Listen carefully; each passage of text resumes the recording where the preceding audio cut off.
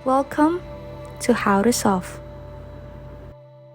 For today's video, I'm gonna show you how to create an account on WorldPay. So WorldPay is a global payment processing company that provides a range of payment solutions for businesses.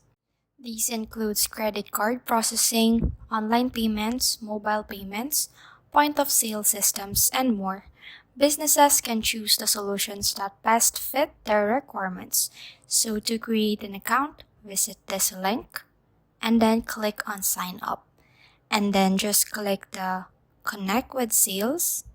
And then after that, you will just have to provide your personal information like your first name, your last name, email address, company name, job title, phone number, and country.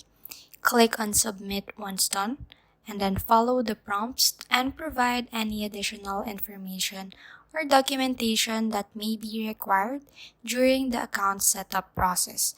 This may include details like business registration documents, financial statements, and identification.